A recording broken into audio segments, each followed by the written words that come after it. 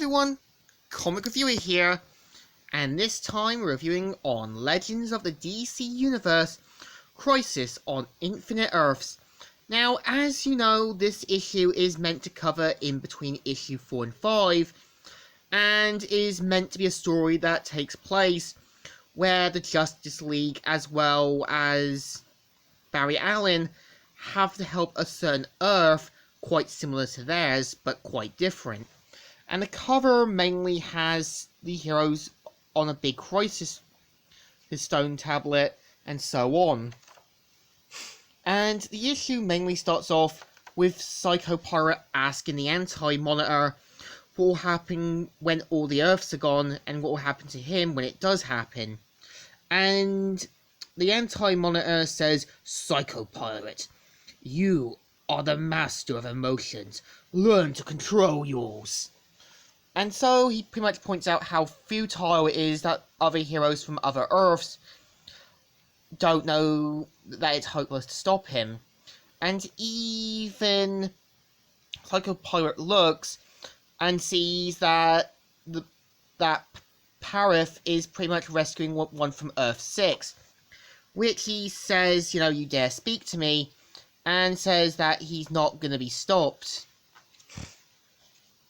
So, on Earth 6, Lady Quark tries to persuade her husband to leave with her, but doesn't want to because he believes he can stop this, but ends up being hit by the Anti-Monitor wave, which Parith pretty much says, "Come, I can still save you," and so has to rescue her as she watches horribly that Earth 6, is eliminated from existence. So, in the future of Earth 1, after pretty much stopping Reverse Flash, and after learning what happened to Iris, Barry now settles his future life, and is happy to be here with Iris and their kids. And as soon as Barry is about to have a kiss, it ends up with something going on, which they think it might be the weather control system, but not. Iris pretty much encourages Barry to go out there and pretty much go out as the Flash, which he does. And as soon as he sees the Anti-Monitor wave, he pretty much tries to vibrate to go back to his time to get help from the Justice League. And as soon as he does, he's like, "Mirror Master, I am definitely back in Central City. Hold on, that's not Flash! I've been expecting you." And so turns out this is meant to be Earth D, with a black version of Mirror Master and an Asian version of Flash. And this is meant to be based on what Mark Wolfman wanted for a post-crisis story. And so it's pretty much based on the concept of the old Silver Age-ness, and you can actually tell this does feel like this, where the Earth D Flash pretty much defeats Mirror Master and takes him to the authorities, and it turns out the Earth D Flash also has a version of Iris called Yoshi.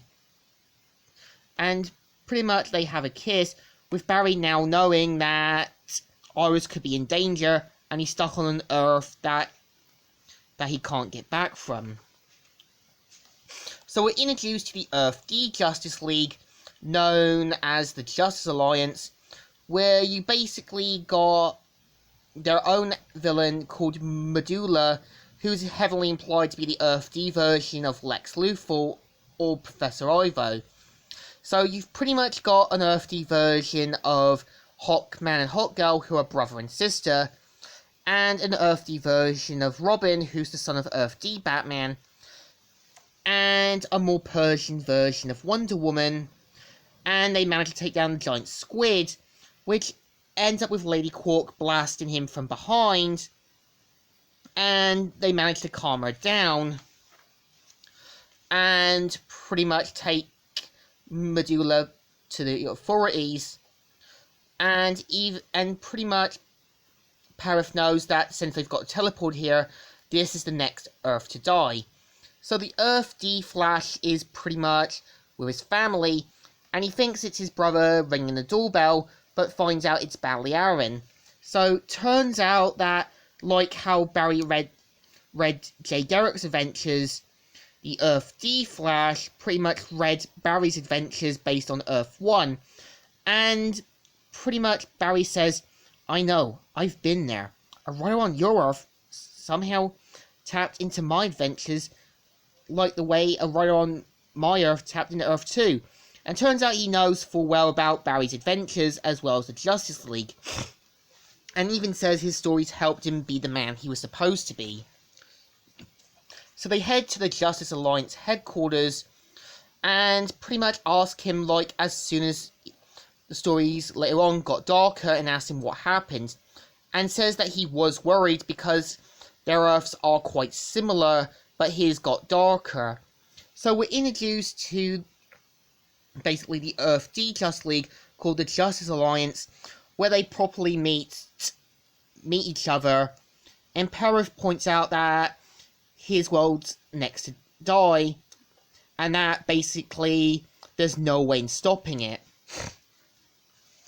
But pretty much Barry knows that this Earth is just starting out, and that they're going to need the help of the Justice League from his Earth.